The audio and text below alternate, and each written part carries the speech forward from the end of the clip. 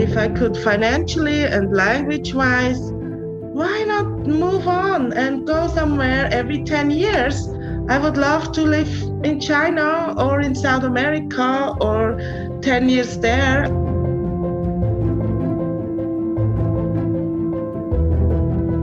Welcome to a new episode of Most Memorable Journeys. Today's guest is nervous, she said. And I don't understand why, because she is such a wonderful lady and she has so many amazing stories to tell. We know each other because we met in a Facebook group of the Swiss ladies abroad.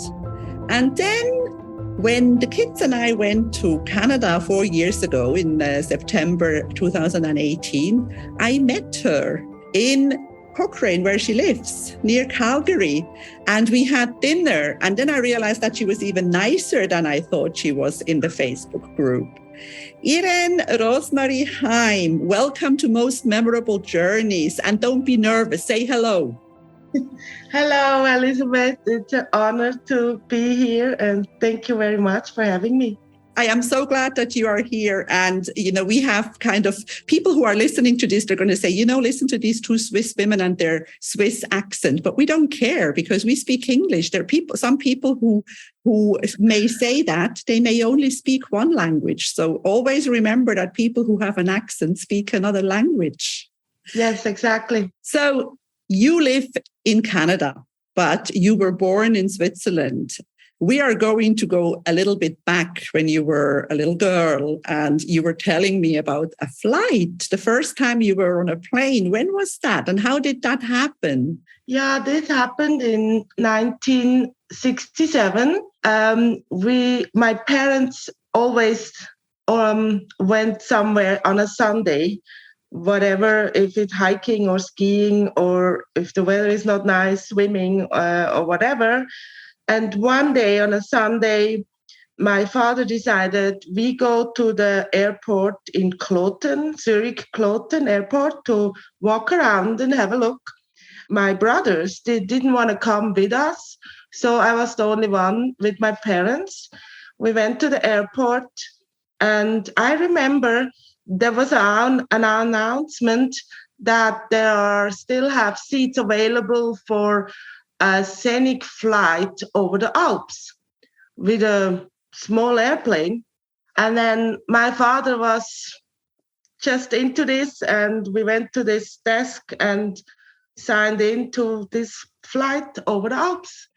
And I was 6 years old, and I could not remember a lot of the view I had because I was too short. The window was taller, higher up. But I remember very much they came in the plane and served on a silver plate candies. And I was so sick already, motion sickness, like I always had, also in the cars. And I was so sick and I would love to have a candy as a 6-year-old girl, but I could not take one. So this is my only memories I have of this plane flight. I think that's a wonderful story. And, today you would take that candy and you would put it in your pocket. But as a 6-year-old girl, you didn't think of that, did you? Yes, but that's exactly. So interesting. So you actually went to the airport just to have a look around and you ended up in a plane. You didn't know this would happen. That's quite interesting. Yeah. And when we came home, my brothers, of course, they were totally jealous. Why didn't tell you something like that? You go and then, we didn't know ahead of time. So, You snooze, you lose. Yeah, that's the thing. So then you grew up in Switzerland. You started to travel. You went to England as an au pair girl, didn't you? Yes. And in 1983, I was in England.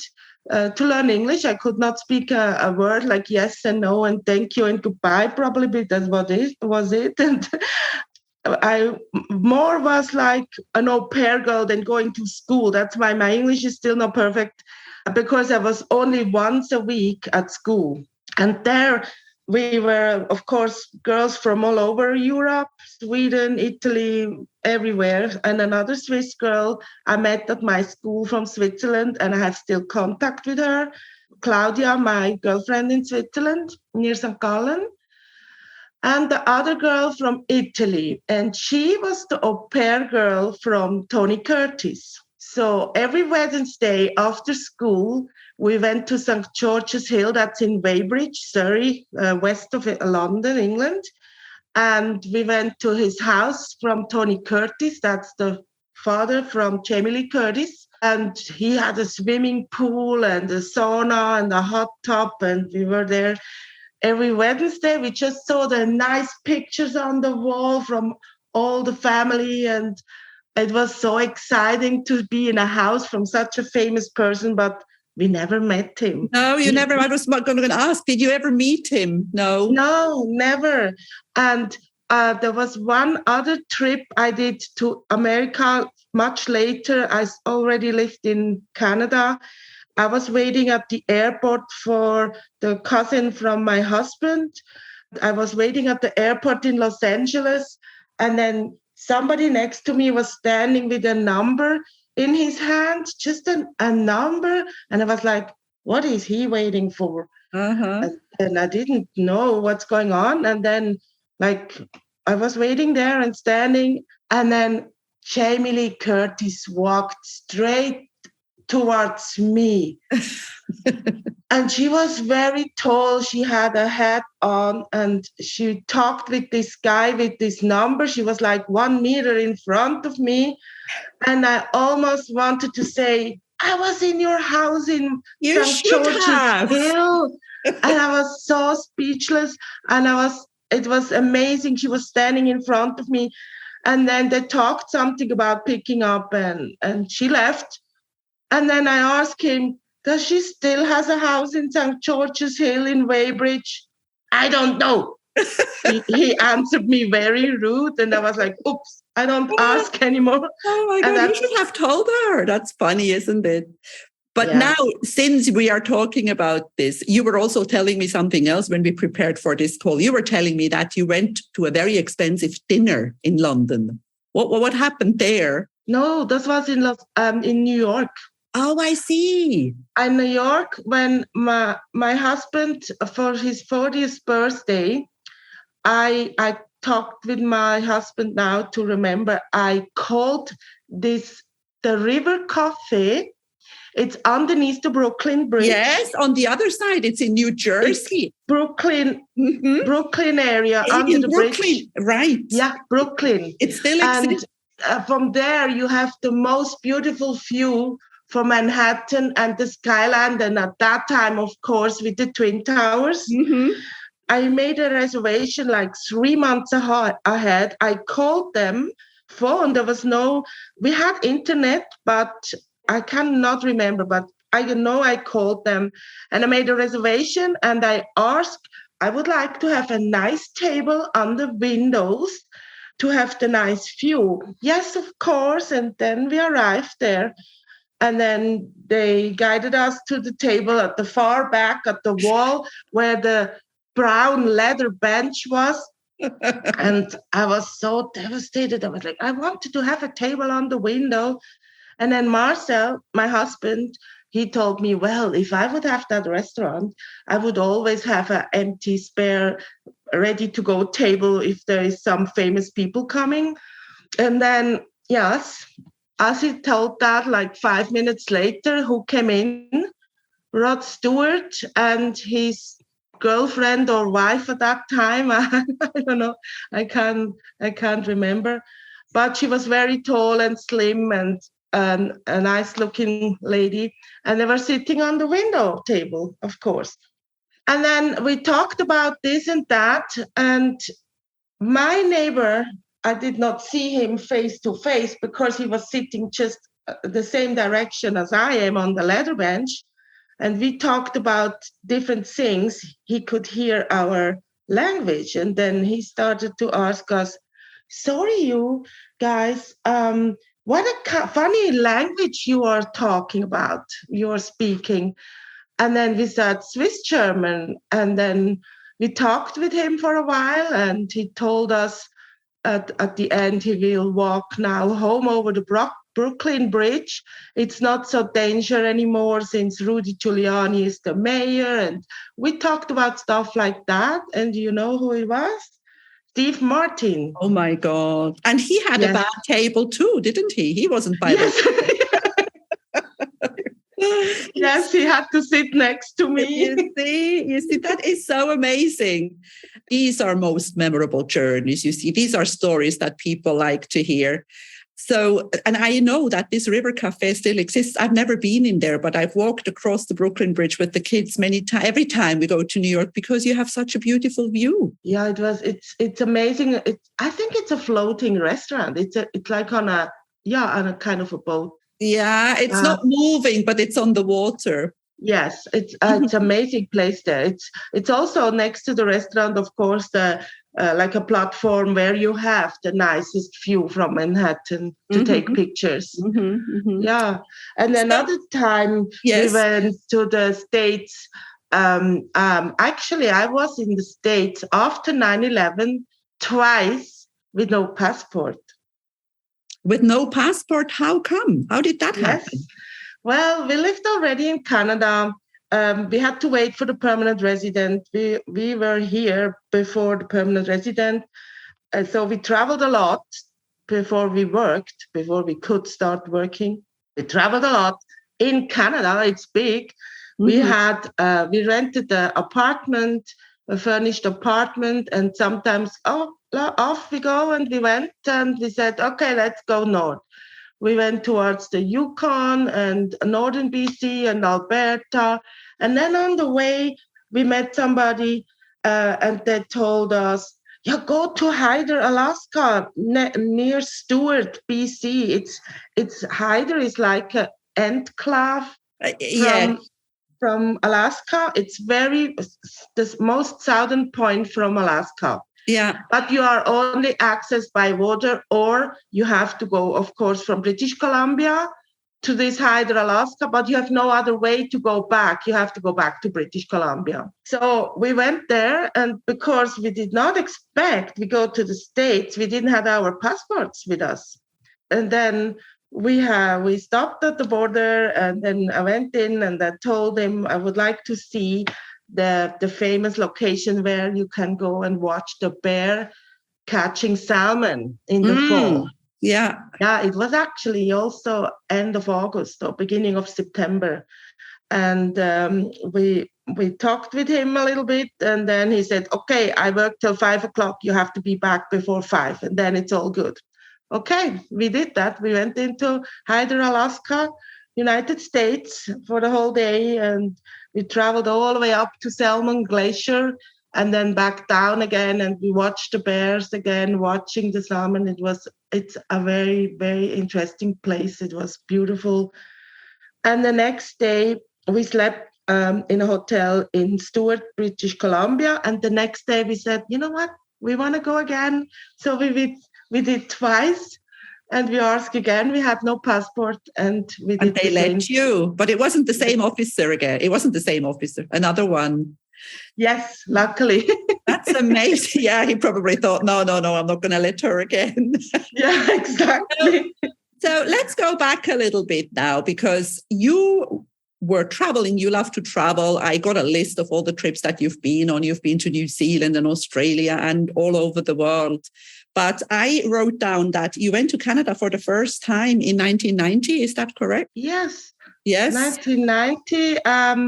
I went by myself to Toronto, and I visited a friend. We worked together in Lucerne, and she immigrated to Canada. And when she left work, I said, I would love to come with you. But at that time, this was 1989, and I met my husband 1992. So yeah, but it was interesting. Traveled around in Ontario. Yeah. Did you like it? Did you think when you went to Canada for the first time, did you think that you will end up there? No, I don't think so. But I always liked it. Well, I always liked to go somewhere. Some people ask me, what is your favorite place? I have a lot of favorite places. Sometimes I hardly can decide which one is the best one. But at that time I was still single, and I just traveled around, and It was just a trip. It wasn't anything. Yeah. And then you met your husband. Yeah. Oh, by the way, first, my husband was not so very much into traveling, because our first holiday to Italy for 1 week, we went back on Thursday to Switzerland. Instead of Saturday. Sunday. Yes. He was homesick like crazy. And I was like, oh my goodness, what I'm gonna to do with him. But then, 2 years later, we went to America, to Los Angeles and California area, and Las Vegas and all that, of course. And then he changed. He wanted to go again and then again and again. So he was bitten by the travel bug. Yeah, exactly. It happens to people. It's interesting, isn't it? Once they get to like it, yeah. And then you went to Canada with him in 1996. 1996, this was 1 year before we got married. Yes, we traveled for holiday. We rented a motorhome, traveled around the Rockies with the motorhome, and we did the famous train tour from Vancouver to Calgary with the Rocky Mountaineer Express. This was absolute exclusive. This was amazing. And the train was so slow. I couldn't believe why the train is not going faster. But this was Kodak speed, what they told us at that time. So we could take pictures.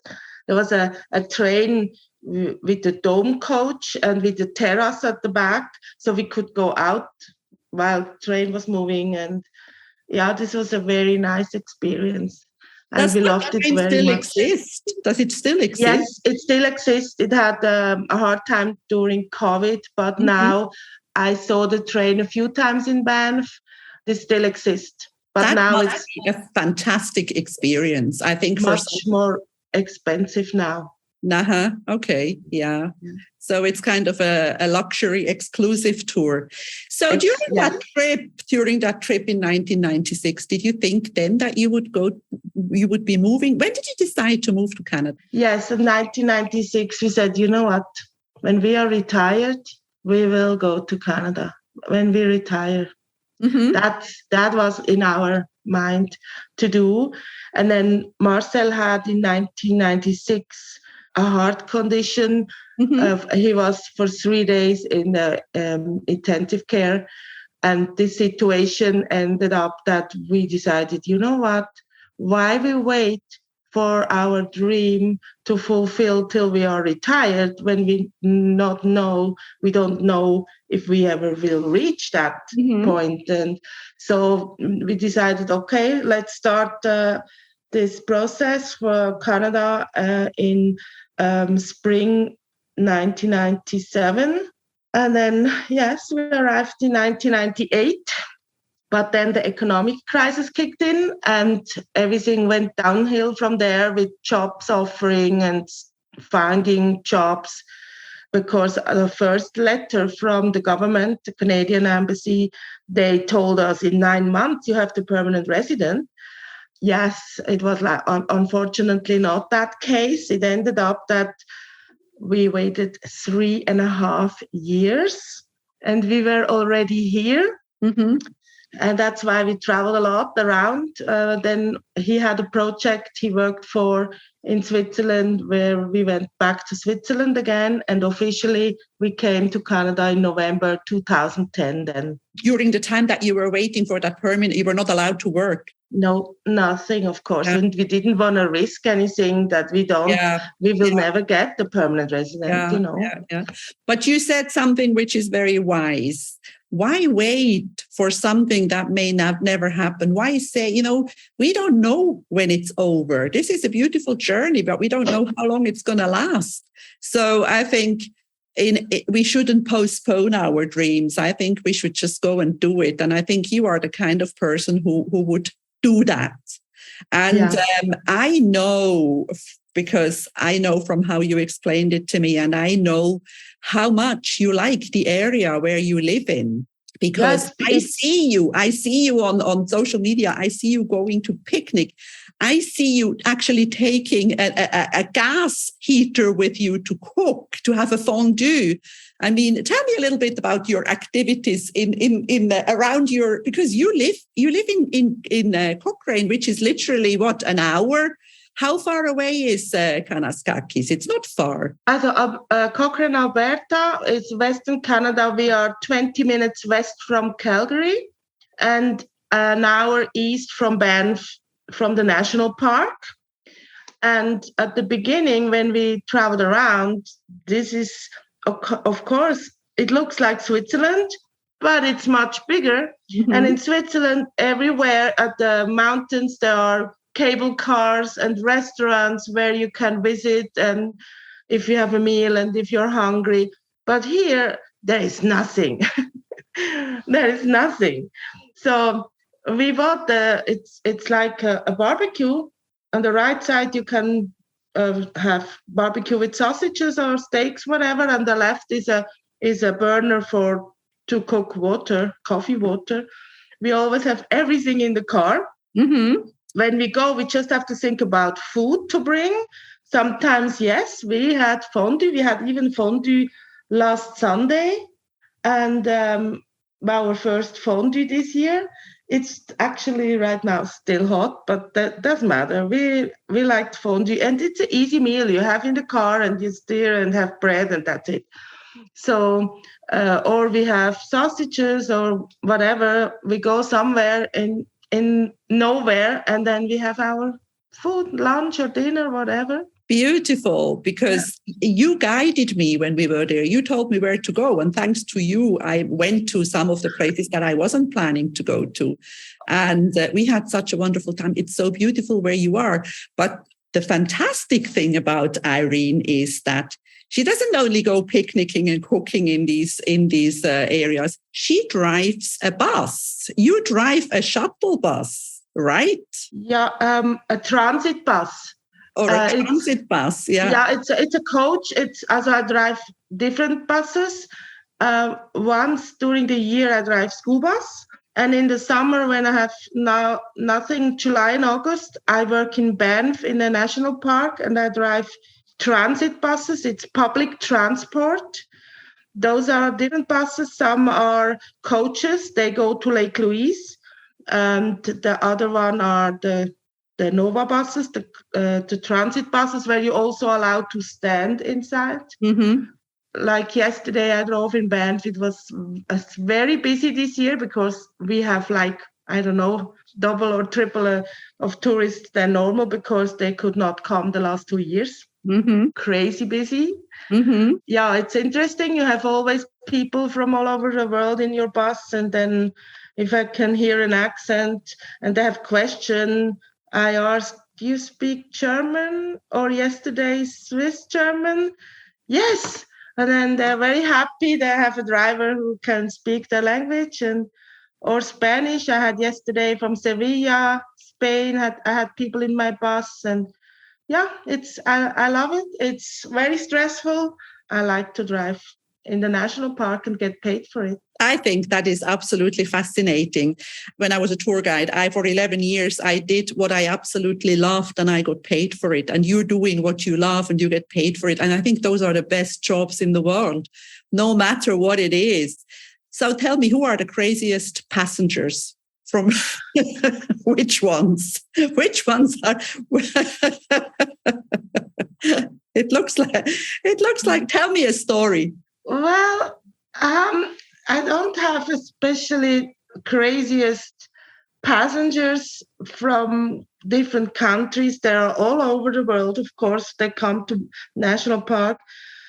But the question sometimes, if I'm on top of the hill, the last stop, and they're asking me, are you going downtown to Banff? Yes, I go downtown Banff. Or if the funniest question when I started to do that at the beginning, I never forget, there was a question and he was honestly actually sad. I don't know what to say. Very serious. His question was, can you tell me which mountain is the best place to go to see the dragons? And I was like, what? Sorry, what are you talking about? He must have Sorry, seen we the have movie. no dragons here. Yeah, there must be one mountain very good to see the dragons. He insisted. He was very serious. And I said, no, sorry, we have no dragons here. But you have bears. Yes, we have bears. Yeah, I see a lot of bears. Yes, that's my complaint. During my last Canada trip, I didn't see a bear. That's why. And that's good because I have to come back. You came in August or September? Became beginning of September, yes. Yeah, that's almost a little too late. There are sometimes you see bears. I saw once, one of my latest was October 6th, Thanksgiving weekend, with Irene from Northern BC and Anita. She was with us. We were together also from the women's social group. She visited us, and this was October 6th. This was a big grizzly, but during the summer, so May and June is the best time. This year, I saw only 9 bears. Sometimes depends how much I travel, also private. I know where they are a little bit, and I sometimes average, I saw 30 bears each summer. Wow, that's amazing. I know that you also traveled to Vancouver because I actually remember, were you one of the people who met up in Vancouver with the Swiss ladies, or was that another group? I went to Victoria Island. That's right, yes. Yeah, Vancouver Island. Victoria, I want to say, sorry. Yeah. We met there as well. This was already about 6 years ago or so. Yeah. And that's another beautiful spot. Now, when you don't drive that transit bus, you drive a school bus. Yeah. So you drive from which place to which place do you drive? I have here in Cochrane a Catholic school, and I pick the kids up near Calgary, out of town, and then I drop them off at the school. And then in the afternoon, I pick them up, of course, at the school and drive them home towards Calgary. And at what time do you start in the morning? There are new timing now. They have to go to school a little bit later than last year. The first pickup is about 8 o'clock now, I think. I just have to do the timing today. So that's why I can't. But it was earlier, I remember, because it is sometimes very, very cold, isn't it, when you have to go and pick up those kids, or when you go to pick up the bus? Yeah, of course. Yeah. As last year, the first pickup was 7:15. They had to be at the school at 8 o'clock. And this year they are I think they're almost an hour later. I was at the cold start crew. That means we were 4 or 5 people started buses early morning, 5 o'clock, to make sure that the buses are starting, because sometimes it's very hard. It's not easy if it's below 30 or sometimes below 40. And the schools are still open, even if it's below 40. So they always say below 40 is the cutoff. The cutoff. Yeah. But I think I had in this 11-year school bus only 2 days I did not have to go to school. Yeah. And one day was September 10 on my birthday. There was no school because there was so much snow in 2014. The road was closed. It was so icy towards Calgary. And I was already in my bus, and I heard the announcement over the two-way radio. Everybody who has to go to 12 Mile Coulee Road can go home. This road is closed. And then I was like, okay. And I didn't have to drive on my birthday. This was perfect. September 10, 2014, crazy, a lot of snow here. That's amazing. I mean, that's soon. That's in 10 days. Yes. And today we have 31 degrees forecast.